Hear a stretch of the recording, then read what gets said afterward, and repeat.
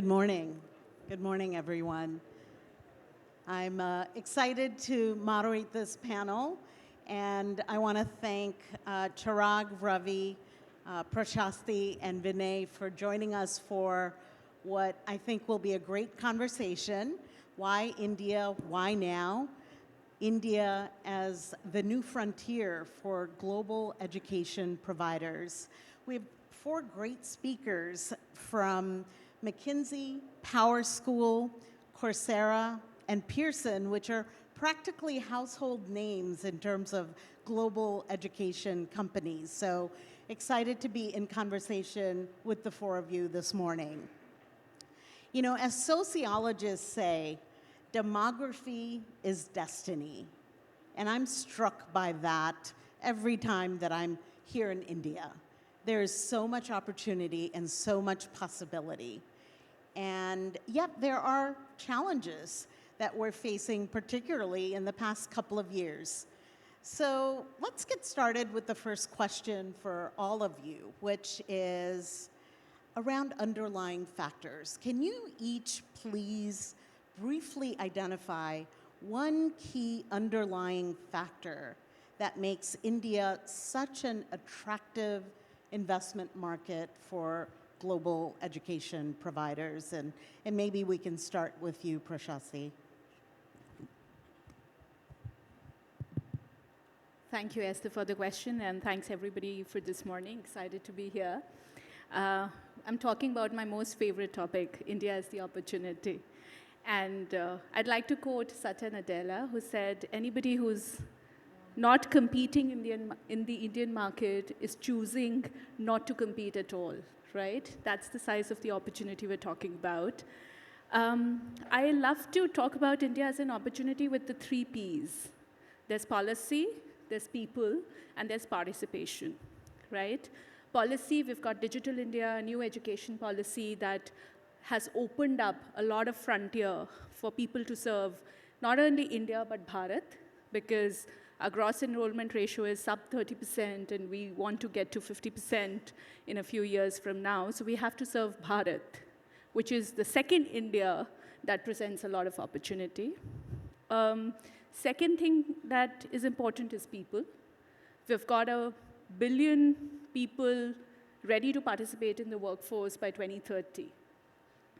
Only 3% of them are skilled. So there's a lot of work to be done in that area, which is the second opportunity.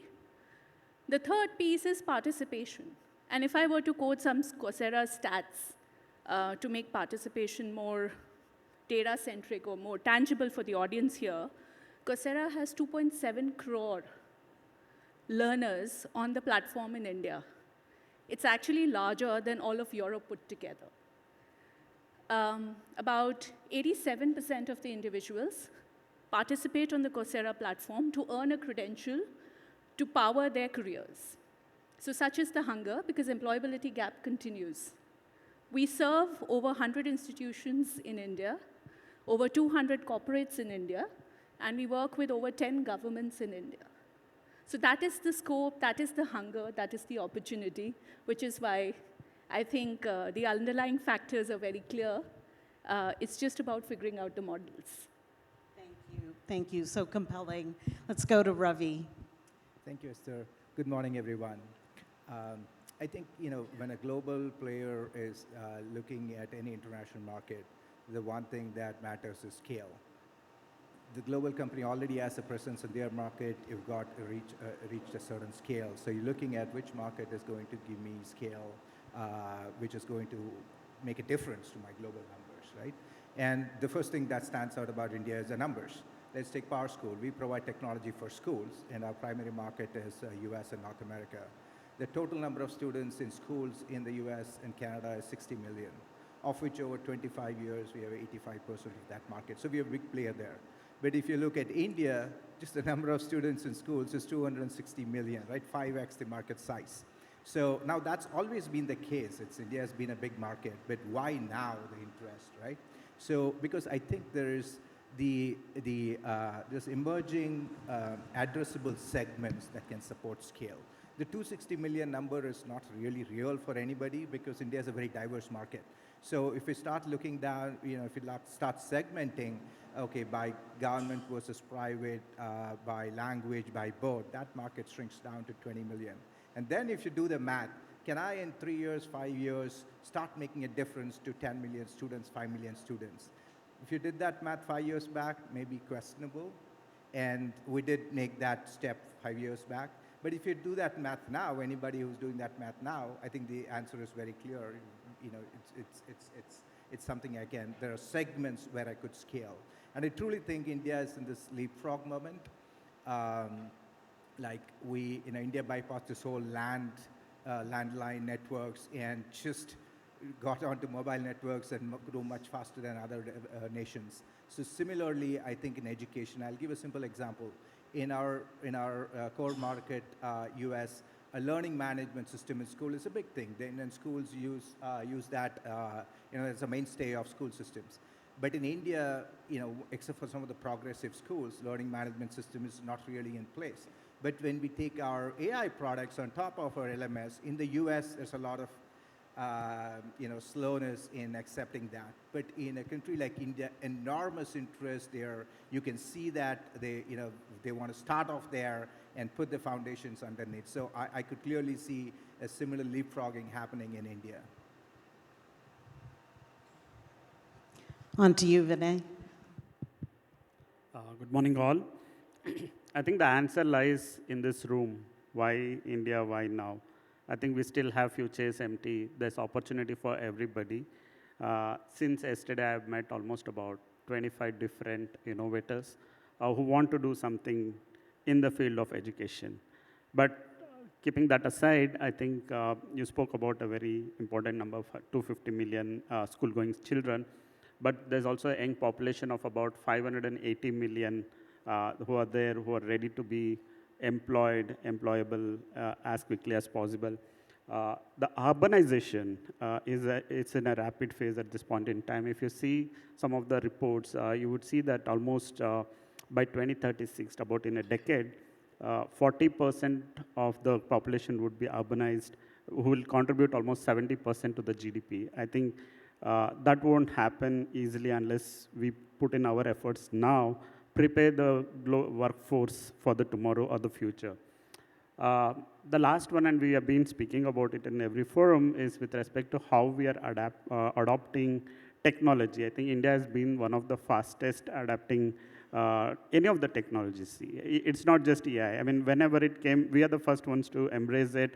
We are the ones who wants to try it out. We want to do various, trial and error, if you would put it in a very plain words. But yes, we want to experiment things. And 2025, the number is 900 million are going to be using internet, out of which 55% is coming from the rural India.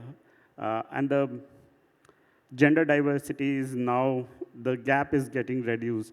And Indian languages are picking up. 98% of internet users use completely Indian languages, not just English. I think there's so much opportunity available. There's so much, and yesterday we spoke, one of the speaker was talking about how India is one of the largest exporter of the workforce globally. I think that makes it all the more important. In fact, I would not put a question mark. Why are we late in investing in India? It should have been an exclamatory mark. So that's from me. Hi, everyone. Great to be here. I think one of the points that everyone has touched on is sort of just the sheer opportunity for impact in terms of by 2030, how many students there will be across all segments of the population. That is phenomenal in and of itself. But I think a second piece that we've looked at in our research at McKinsey has been not just in terms of the spend amount, but if you think about the share of wallet of spending on the topic of education, India and Nigeria show up really high on the list in terms of the portion of household income being spent on education and sort of the devotion towards and commitment towards education as a priority for a family. I spend a lot of my time at McKinsey's education practice working with higher education institutions, so I want to speak from that standpoint as well. And I think there are three things that really are interesting for universities, at least that we're speaking with in the US, in UK, Australia, and the Middle East. One is around, of course, with a lot of the volatility, several governments trying to impose limits on how many international students will be welcomed into the country. There is a desire to figure out how best do we reach out to the students who'd be great candidates to be attracting to our institutions amidst all of this uncertainty. There's a second lens to Prashasti's point around policy landscape changing and India being more welcoming. Institutions are very keen to figure out how they can be here, present here in some way, shape, or form to serve a different segment of students who cannot maybe afford to be in the US. And there's a third dimension that I think has evolved quite a bit post the pandemic, where there has been a greater acceptance of online learning, online support models, where I think service provision from India can be done at a completely different quality level, service level expectation. That I think opens a really interesting opportunity as well. So we're seeing a lot of higher education clients, impact investors thinking about what are the aspects of the value chain that they could probably service from India and sort of feed the operations. Thank you for commenting on that first question. Let's drill down a bit further and talk about innovation. A key investment driver for global education companies like all of yours is that India is a global powerhouse for innovation across sectors and particularly in the education arena. What is truly unique about innovation in India specifically? What is special about Indian-led innovation?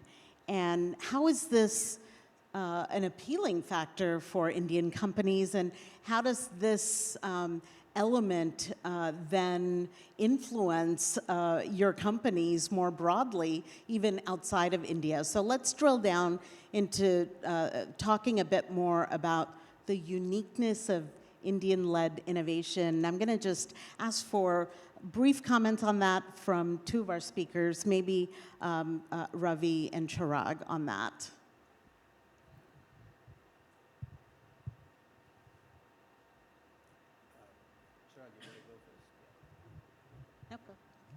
So I think the couple of different lenses with which I would look at innovation and why that is really interesting would be, number one, from the perspective of,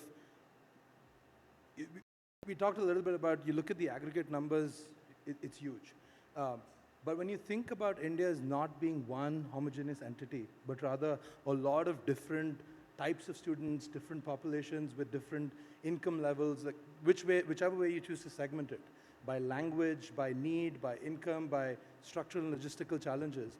When you think about the range of problems that innovation in India tries to tackle in order to meet the objectives of the students, it is far more widespread compared to any other solution that might come across as plug and play and applies to a lot of people. So that I think is one lens where just the ingenuity or what we famously have discussed as jugaad in India is a critical element of the way the work is done. That I think proves to be a really important element. The second aspect is again, speaking to the point of share of wallet, right? At the end of the day, from an investment perspective, economics is important.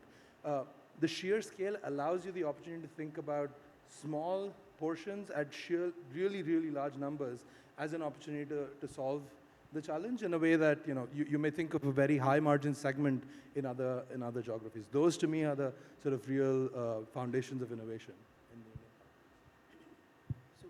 Unique about India, I think somebody on stage yesterday said, India is the capital of use cases.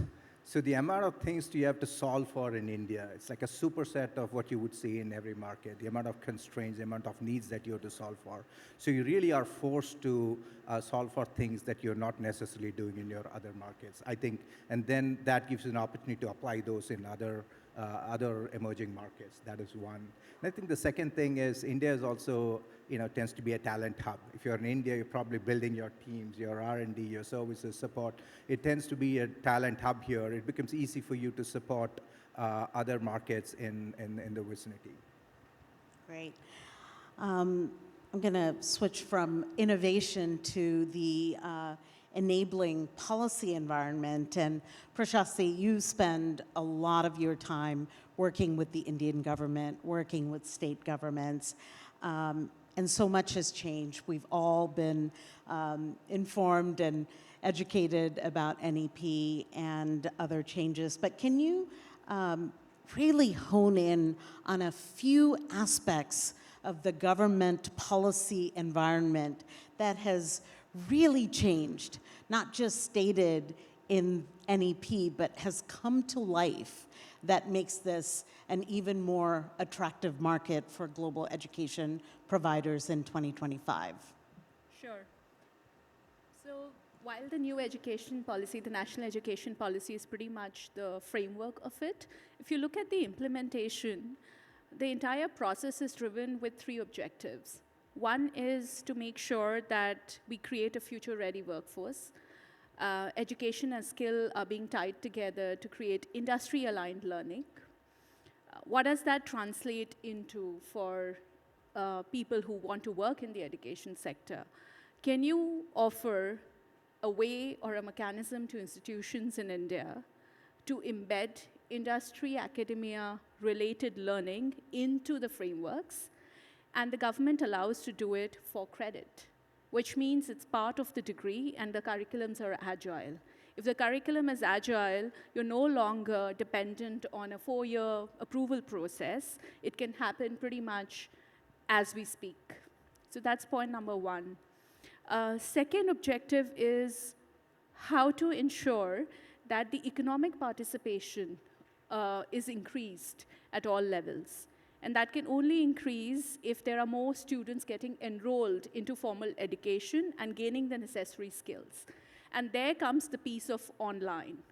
40% of a degree credit today can be earned through an online medium.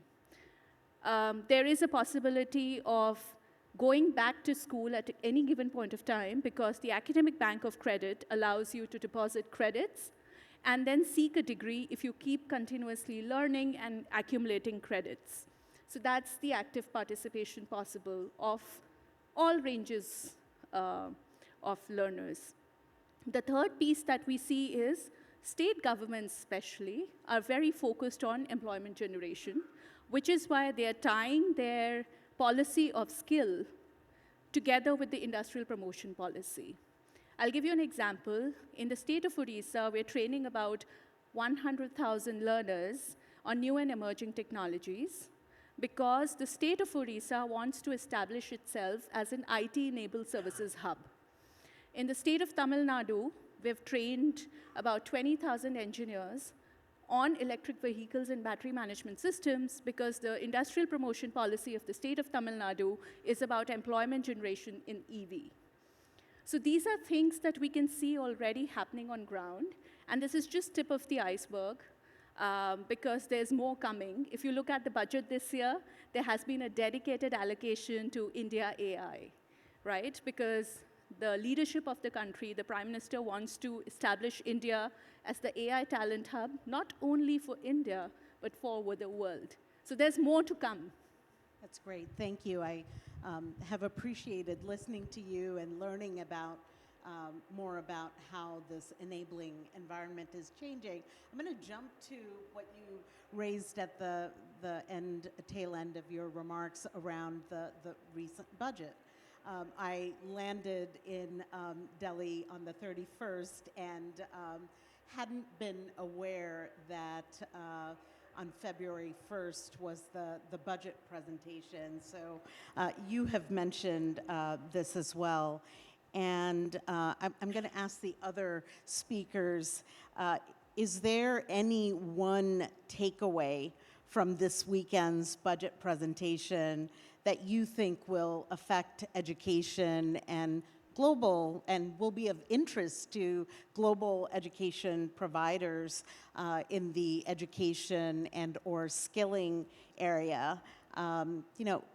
Particular headlines from the budget presentation that global education companies should be paying attention to. Vinay, any thoughts on that beyond what Prashasti has stated already? Yes. I think this budget presentation, I think there were some interesting facts that I could see. First and foremost, in terms of the budget allocation, one of the fundamental of this budget is inclusivity. I think there's been a lot of investments happening around the reducing the skill gap, and also in terms of the inclusivity of the type of people. So there's been a lot of funding allocated towards the student loans, which is going to bring in a larger number of people from the bottom of the pyramid to do this. The second thing I think is infrastructure development in terms of creating a National Center for Excellence of Skilling, Atal Tinker Labs that are coming up, and I think a lot of digital divide, which was long-standing issues like teacher training or even, in fact, the infra gap that has been there, and I think we can talk more about that. But there's been a lot of investments that have been spoken about, creating medical seats in terms of creating new IITs. I think that's a good move at this point in time, and also particularly the stress has been there on apprenticeships, and that's going to create a lot of globally employable workforce in the near future. Great. Chirag, anything you'd want to add? But I think you were also landing here from the United States, but you've probably been following the budget. So I think not specific to any individual mechanic of it, but of the points I mentioned of really interest to institutions abroad, the third one around what is possible in terms of servicing different aspects of the value chain for K-12, for higher ed, for workforce or skilling, from the context of those services being provided at a much higher quality at a comparable cost from here. I think the budget does allow for and spurs more entrepreneurship, more investments in AI that will make that an easier and a faster possibility. Ravi, you also follow working in K-12. You're tracking infrastructure investments, and anything you'd want to comment on the new budget and more generally about infrastructure and how infrastructure improvements have been focused on and targeted to improve conditions for companies like all of yours. I take the infrastructure question. I think for us in our school segment, the fundamental difference is coming from really the basics. Device access, internet access, right? Now, if you look at that for anybody in India, that's about 80%. Now, 80% is a good number, but it's not good enough when you're serving a school. If only 80% of students have a device, now schools may not have devices in class, but they need to have devices at home at least, right? If only 80% have access, schools really are not able to adopt that tech solution because they cannot leave some of the segments of students behind. So pre-COVID, if you look at that, even if you go to schools which are really, in the upper segments, their question is, look, not all my kids can access devices, I don't know, right? And then the question comes to, can you do it in our school labs? Can you do it in a way it's offline? Now that means your solution wouldn't really work and deliver the value that you need to and you can deliver to the school. So that was an impediment. But now, after COVID, no school even has this question. They know that 100% of their students and 100% of their teachers have access to a device and can have access to any of their tech solutions they want to put in place. So I think that's made a fundamental difference for us in our segment. Great points. We are talking about why India, why now, and looking ahead to the future, but it's always interesting to look back as well. And many of our global education providers are new to the country or in the country for the past decade. But you look at Pearson, and there is a 30-year track record. And Pearson has evolved over the years, and the country is so dynamic. And I know this is probably a dissertation question, but what are the headlines as you look at the evolution of Pearson over the past 30 years? What has been learned, and how the company has evolved over these decades? If you could just provide some headlines of your work. Thanks, sister. I think 30 is a small number for us. Globally, we are present for more than 18 decades, and we have seen the transformation happening across sectors, and we are now landed in the education sector. And 30 years in India is like so much of experience, so much of content that we have built, to be very honest, you told two words which is very critical. We are a globally present company. We have created content over several decades, which is the brilliant basics we call it. Like we have it with us, and now I can cater to. We are bringing it back to India with contextualizing it to the Indian education system. I think that's the very fundamental of our this one. The second thing is we have been the early adapters again of technology, and particularly AI or machine learning. In a lot of our assessment programs that we have been running, we have already built it into our assessment programs about a decade ago. And now we are building furthermore, bringing in tools, we are bringing in efficiencies into the learner to make it as simple as possible, make the UX better, and make the journey of learning a lot better. And we have, over the past about 5 years, I've been here for the last 10 years now. In the last 5-6 years, what we are seeing is we have invested a lot on industry-academia partnership. We have realized that we need to create content what actually industry would need it, right? So you cannot, the times are gone when the Fortune companies used to spend 6 months to 9 months on training us, their newly employed or the freshers from campus, and make them employable and be productive. But today, they want you to be productive from day one. So that's why we are building a lot of content, and also we are doing the reskilling for the enterprises.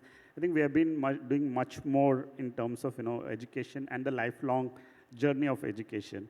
So in simple words, we are adding life to the lifelong learning of any individual. Thank you so much. I'm going to pick up on a thread that you mentioned around tailored solutions. And Prashasti and Ravi, you both talk about this a lot with regard to your work. And what do all of us need to keep in mind about not only being present and engaged in the Indian market, but truly being committed to tailored solutions for the Indian market and the Indian customer? What are some of your learnings and insights, Prashasti?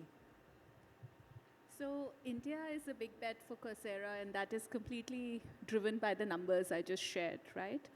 The other thing that Coursera has gone ahead and done is we've set up an R&D center in India, and our product teams sit here because we realize there's a lot of customization because India is unique. We have 18 university and company partners in India who create certifications on Coursera.